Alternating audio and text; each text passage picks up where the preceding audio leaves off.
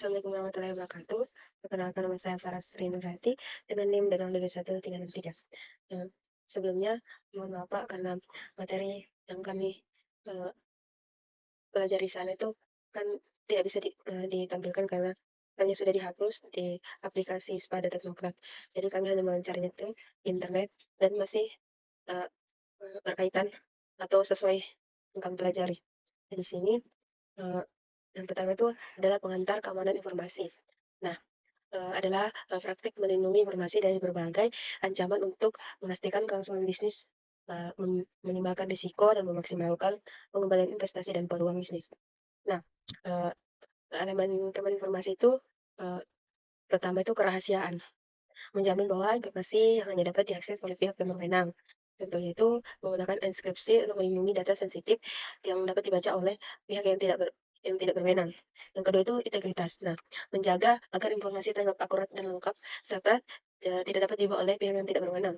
Contohnya seperti menggunakan hash untuk memastikan bahwa data tidak diubah selama transmisi. Ketiga itu ketersediaan atau memastikan bahwa informasi dan sistem selalu tersedia dan dibutuhkan. Contohnya atau mencakup data dan recovery plan untuk mengatasi kegagalan sistem. Nah, aspek atau keamanan informasi itu akses mengelola siapa yang dapat melihat atau menggunakan sumber daya dalam lingkungan komputasi. Terus keamanan jaringannya itu melindungi integritas, kerahasiaan, dan ketersediaan data saat transit melalui jaringan. Nah, terus manajemen risikonya itu mengidentifikasi nilai dan mengendalikan ancaman terhadap organisasi. Terus keamanan fisiknya melindungi peralatan fisik dan fasilitas dari ancaman fisik yang dapat mengganggu operasi informasi. Terus kesadaran dan pelatihan, mengedukasi karyawan untuk bagaimana tentang praktik keamanan informasi mengurangi risiko yang disebabkan oleh kesalahan manusia. Nah, tantangan keamanan informasi itu bisa ancaman terhadap keamanan informasi terus berkembang uh, baik dalam hal jenis maupun kompleksitas seperti malware, phishing, dan serangan ransomware. Terus kepatuhan terhadap regulasi. Uh, harus memenuhi berbagai regulasi standar industri seperti GDPR, General Data Protection Regulation. Terus kesadaran karyawan keamanan informasi disebabkan juga oleh kesalahan manusia, sehingga penting terus meningkatkan kesadaran dan pelatihan karyawan. Kita masuk pada kriptografi atau seni menyembunyikan informasi. Nah, apa itu kriptografi? Nah, adalah ilmu ilmu dan teknik yang mempelajari cara mengamankan informasi dan mengubah menjadi bentuk yang tidak dapat dipahami oleh orang yang tidak berwenang. Nah, proses ini mengubah data menjadi bentuk yang tidak dapat dibaca disebut enskripsi. Sedangkan proses pengembaliannya itu berbentuk semula disebut deskripsi. Mengapa kriptografi penting dalam era digital? Keamanan data menjadi sering krusial atau kriptografi berperan dalam melindungi kerahasiaan, integritas, autentikasi, dan non-repudiation. Nah, jenis kriptografi itu menggunakan satu kunci yang sama untuk mengenkripsi deskripsi, kelebihan, kekurangan, dan contoh algoritma ISDS. Nah, kriptografi asimetris itu menggunakan sepasang kunci, satu kunci publik dan kunci privat. Nah, hash function itu menghasilkan nilai hash yang unik dari suatu data. Nah, komponen utama dalam kriptografi itu plain text, pesan asli yang belum terinskripsi, chapter text, pesan yang telah dienkripsi, kunci, informasi rahasia yang digunakan inskripsi dan deskripsi. Algoritma, prosedur matematisnya itu digunakan untuk inskripsi dan deskripsi. Nah, contoh kriptografi dalam kehidupan sehari-hari itu tuh seperti jaringan, e-commerce, email, dan tanda tangan digital. Tantangan dalam kriptografi itu serangan pada kriptografi atau meretas terus-menerus mencari kelemahan dalam algoritma kriptografi. Perkembangan teknologinya muncul komputer kuantum dapat mengancam keamanan beberapa algoritma kriptografi. Terus serangan kriptografi atau ancaman terhadap data. Nah, apa itu serangan kriptografi? Adalah segala upaya yang dilakukan oleh pihak yang tidak berwenang untuk memecahkan sistem kriptografi yang digunakan untuk melindungi data. Nah, tujuan ini adalah mendapatkan akses dan informasi rahasia yang seharusnya dilindungi. Nah, jenis-jenisnya itu berdasarkan ketersediaan data, chapter text only, atau penyerang hanya memiliki chapter text, pesan yang telah dienkripsi tanpa informasi tambahan. Terus, kena plain text attacks, penyerang memiliki pesan plain text dan chapter text.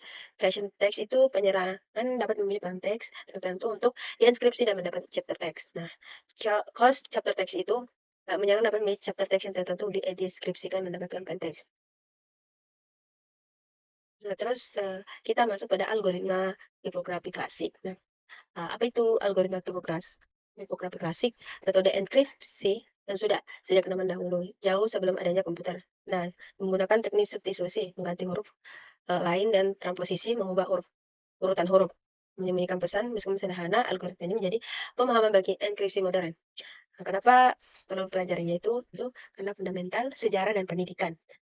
Nah, contoh algoritma kriptografi klasik yang pertama itu geser chapter atau algoritma paling sederhana menggeser setiap huruf dalam alfabet sejumlah tertentu. Visionary chapter itu merupakan pengembangan geser chapter dengan menggunakan kunci yang lebih panjang dan bervariasi. Transposition chapter itu mengubah urutan huruf dalam pesan tanpa mengubah huruf itu sendiri. Hill chapter itu menggunakan matriks untuk melakukan enkripsi dan deskripsi. Nah, kelemahan algoritma klasik itu mudah dipecahkan, memiliki kunci yang pendek dan pola yang mudah dikenali, sehingga mudah dipecahkan dengan teknik analisis dan frekuensi brute force. Keterbatasan penggunaan, cocok untuk mengamankan data dalam jumlah besar atau dalam lingkungan yang kompleks. Nah, kriptografi modern dan klasik itu kalau kriptografi modern itu algoritmanya jauh lebih kompleks dan aman dibandingkan algoritma klasik. Nah, algoritma modern memanfaat kekuatan komputasi dan matematik dan canggih memberikan tingkat keamanan yang lebih tinggi. Crypto analisis seni untuk memecahkan chapter text, pesan terinskripsi menjadi plain text atau pesan asli tanpa mengetahui kunci yang digunakan.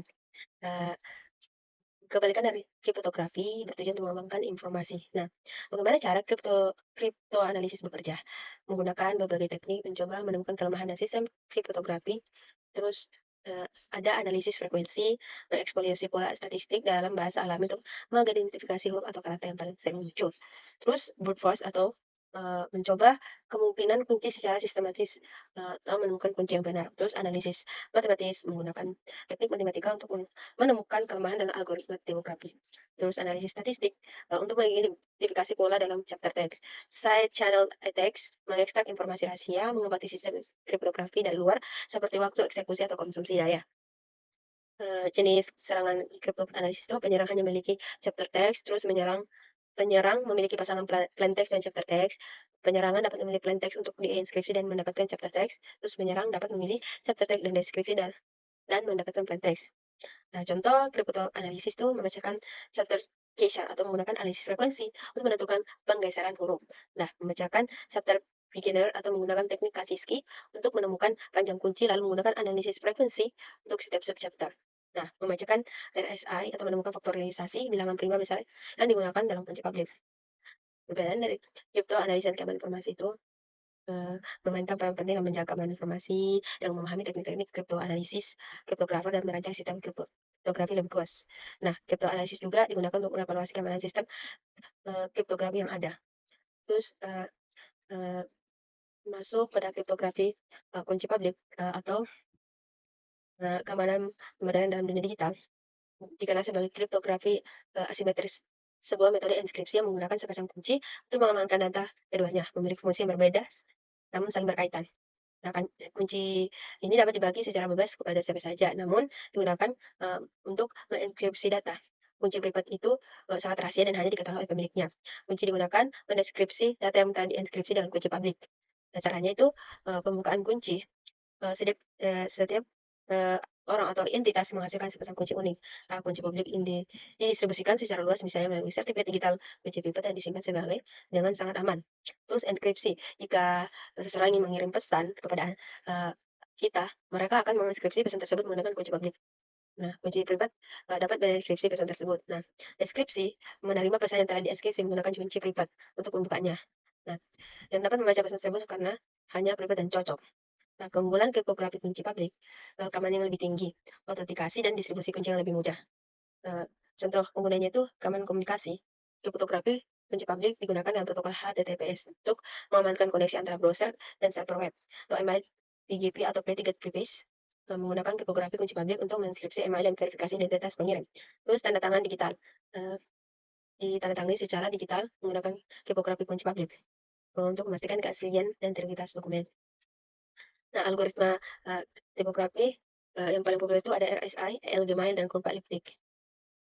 Nah, fungsi has adalah algoritma matematika yang mengambil input dengan ukuran berapapun dan menghasilkan output berupa string dengan panjang tetap yang disebut hash atau diges. Nah, hash itu memiliki karakteristik yaitu satu arah. Bahkan tidak mungkin untuk menghitung input hasil dari hash yang dihasilkan. Deterministik atau input yang sama akan selalu menghasilkan hash yang sama. Avalanche effect atau perubahan kecil yang pada input akan menghasilkan perubahan besar pada hash. Recursive interpolation untuk menemukan dua input yang berbeda yang menghasilkan hasil yang sama. Terus, fungsi utama hash, verifikasi integritas data. Dibandingkan dengan hash data asli dengan hash data yang diterima, kita dapat memastikan apakah data tersebut diubah selama transmisi. Menyimak kata sandi disimpan dalam database tanda tangan digital. Hash digunakan membuat tanda tangan digital untuk setiap dokumen. MIC adalah sebuah kode autentikasi yang digunakan untuk memastikan integritas autentitas pesan. Dihasilkan menggunakan kunci rahasia bersama pengirim dan penerima. Nah, cara kerja itu mengirim menghitung MIC dari pesan menggunakan kunci rahasia. MIC kemudian ditambahkan ke pesan dan dikirim ke penerima. Terus penerima menghitung MIC dari pesan yang diterima menggunakan kunci rahasia yang sama. Jika MIC dihitung sama dengan MIC yang diterima, maka pesan dianggap autentik dan belum diubah. Perbedaan antara hash dan MIC itu dari kunci, hash tidak menggunakan kunci, sedangkan MIC menggunakan kunci rahasia bersama. Terus autentikasi hanya untuk verifikasi integritas data, sedangkan MIC juga digunakan untuk autentikasi. Terus pokoknya MIC itu autentikasi pesan, verifikasi integritas data. Contoh algoritma MIC itu MIC adalah konstruksi menggunakan fungsi yang seperti SI256 untuk menghasilkan MIC. Tanda tangan digital atau bisa juga jaminan keaslian integritas data adalah konsep yang mirip dengan tanda tangan basah pada dokumen fisik, namun bentuk digital. Nah, tanda tangan ini digunakan untuk memastikan keaslian dokumen digital. Dalam artian, tanda tangan ini membuktikan bahwa dokumen tersebut berasal dari pengirim yang sah dan belum pernah diubah sejak ditandatangani. Bagaimana cara kerjanya itu? Proses pembuatan ini melibatkan kriptografi asimetrik kunci publik privat. Pertama itu pembuatan kunci, terus pembuatan tanda tangan, verifikasi tanda tangan, terus keunggulan tanda tangan digital itu keaslian, memastikan bahwa dokumen berasal dari pengirim yang sah, integritas, bahwa dokumen belum pernah diubah sejak ditandatangani, dan non-repudiation itu mengirim dapat menyangkal bahwa ia telah menandatangani dokumen tersebut. Efisiensi proses verifikasi tanda tangan digital relatif cepat. Nah, contoh penggunaannya itu transaksi elektronik, terus transaksi digital, verifikasi software, email, algoritma tanda tangan digital itu ada RSA atau salah satu algoritma yang paling umum digunakan untuk tanda tangan digital. DSA atau digital signature algoritma dirancang untuk tanda tangan digital. DSI elliptic Curve digital signature algoritma menggunakan kurva elliptik untuk memberikan keamanan lebih tinggi dengan kunci yang lebih pendek. Masuk ke materi selanjutnya itu apa itu protokol kriptografi. Nah, kita ketahui dunia kriptografi sebagai sebuah permainan, maka protokol kriptografi adalah aturan mainnya. Perang protokol ini adalah serangkaian langkah telah ditentukan yang menjelaskan bagaimana algoritma kriptografi harus digunakan untuk mencapai tujuan dan keamanan tertentu. Seperti pertukaran kunci, bagaimana dua pihak yang belum pernah ketemu dapat sepakat pada sebuah kunci rahasia. Terus autentikasi, bagaimana kita memastikan identitas pihak berkomunikasi dengan kita. Integritas data, memastikan bahwa data yang diterima belum pernah diubah. Terus kerahasiaan, bagaimana memastikan bahwa hanya pihak yang berwenang yang dapat membaca pesan. Nah, mengapa protokol kriptografi penting? Seperti bahan bangunan, kualitas algoritma akan menentukan kekuatan bangunan keamanan kita. Namun, bahan bangunannya jika tidak dirangkai dengan benar, maka bangunan tersebut akan mudah runtuh. Nah, protokol ini masih bahwa algoritma digunakan dengan cara benar dan efektif mencapai tujuan keamanan yang diinginkan. Nah, contoh protokol kriptografi itu Diffie-Hellman atau dimana pertukaran kunci publik memungkinkan dua pihak menyepakati sebuah kunci yang rahasia secara aman. Terus algoritma kriptografi asimetris yang digunakan untuk inskripsi tanda tangan. Terus digunakan mengamankan koneksi internet seperti berbelanja online atau akun banking online. Terus digunakan untuk mengamankan komunikasi jaringan IP seperti VPN.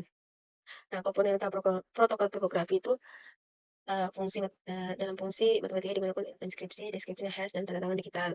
Kunci rahasia digunakan mengeskripsi, mendekripsi data, pesan dan pihak yang terlibat. Tantangan dalam protokol kriptografi itu serangan dan evolusi teknologi dan kompleksitas. Infrastruktur kunci publik atau IKP, infrastruktur kunci publik dalam bahasa Inggris dikenal sebagai key instruktur. Salah satu sistem memungkinkan terjadi integritas dan keaslian melalui penggunaan tanda tangan digital serta mengamankan data dan komunikasi melalui proses enkripsi.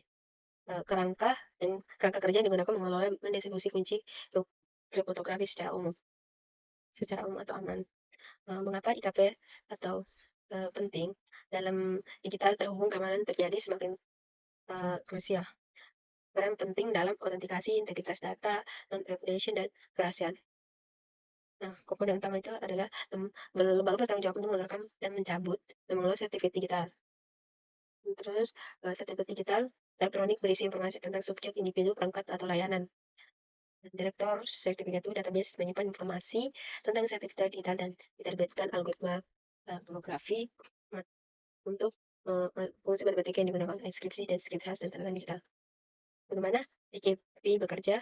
Dengan cara mendaftar, verifikasi, pembuatan sertifikat, distribusi sertifikat, penggunaan sertifikat. Contoh penggunaannya itu ada e-commerce, mengamankan transaksi online dan melindungi kartu kredit. Email untuk memastikan bahwa email yang diterima berasal dari pengiriman sah dan belum diubah. VPN untuk mengamankan koneksi jaringan pribadi. Tanda tangan digital pada dokumen untuk memastikan asli di kartu elektronik. Tantangan dalam IKP itu kepercayaan pada SI, manajemen kunci dan stabilitas. Terus manajemen kunci atau jantung keamanan sistem kriptografi adalah proses sangat krusial dalam sistem kriptografi, melibatkan siklus hidup sebuah kunci mulai dari generasi, distribusi, penyimpanan, penggunaan, dan hingga pemusnahan. Dan kunci yang buruk dapat menyebabkan kebocoran data, penyalahgunaan sistem, penolakan layanan. Nah, komponen utama manajemen kunci itu generasi kunci, proses pembuatan kunci kuat dan acak. Distribusi kunci itu proses mengirim kunci kepada pihak yang berwenang dengan aman. Menyimpan kunci, proses penyimpanan kunci secara aman untuk mencegah akses yang tidak sah. Penggunaan kunci, menginskripsi, mendeskripsi, dan verifikasi data. Rotasi kunci secara berkala untuk mengurangi risiko kompromi jangka panjang. Pemusnahan kunci, menghapus kunci secara permanen ketika sudah tidak diperlukan. Tantangan dalam manajemen kunci itu ada keamanan. Menjaga kerahasiaan ada tantangan utama. Disimpan di tempat yang aman, dilindungi oleh mekanisme autentikasi yang kuat. Stabilitas, manajemen kunci harus menangani jumlah kunci yang besar dan terus bertambah. Ketersediaan harus memastikan kelancaran operasi. Kepatuhan harus memenuhi persyarat keamanan dan kepatuhan yang berlaku. Solusi manajemen kunci itu ada hardware security model, key management server, dan code key management.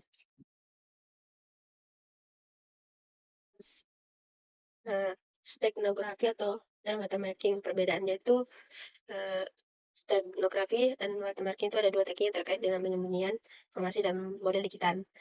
Namun tujuannya itu memiliki tujuan yang berbeda. Dan stegnografi itu tujuannya menyembunyikan kebenaran pesan rahasia.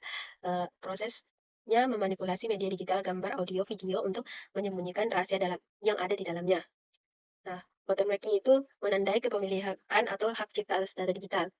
Prosesnya menyembunyikan informasi kepemilikan watermark dalam media digital. Aplikasi stegnografi itu komunikasi rahasia di lingkungan tidak aman, menyembunyikan data pribadi, penggunaan dalam sistem keamanan informasi.